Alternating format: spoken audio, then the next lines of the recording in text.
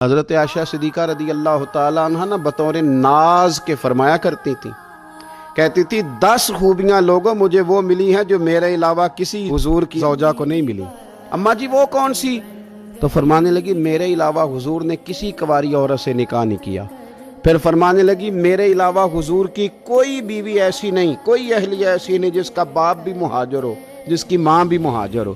اور پھر فرمانے لگی لوگو اللہ تبارک و تعالیٰ کا کرم دیکھو، رب کریم نے میری برات اور میری پاک دامنی کا اعلان عرش سے جاری فرمایا ہے۔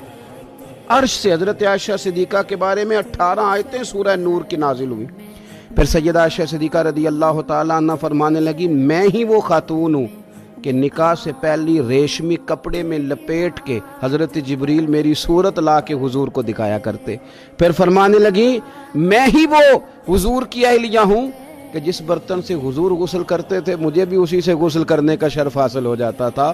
پھر فرماتی ہیں لوگوں یاد رکھو میں ہی نبی پاک صلی اللہ تعالیٰ علیہ وسلم کی وہ بیوی ہوں کہ میں حضور کے سامنے سوئی رہتی تھی، حضور تہجد کی نماز پڑھتے رہتے تھے، گویا جو انوار و تجلیات تہجد کے وقت وہاں نازل ہوتے تھے مجھے بھی اس میں سے خیرات ملا کرتی تھی۔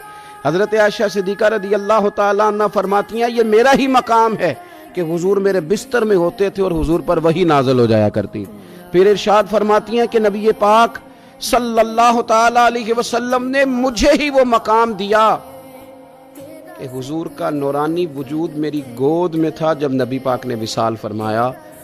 فرمانے لگی میں ہی وہ خوش نصیب ہوں کہ میری باری تھی جب میرے نبی پاک کا وصال ہوا۔ اور 10ویں نمبر پہ فرمانے لگی لوگوں میں ہی وہ خوش قسمت ہوں کہ جس کے حجرے میں رسول پاک علیہ السلام کو دفن کیا گیا۔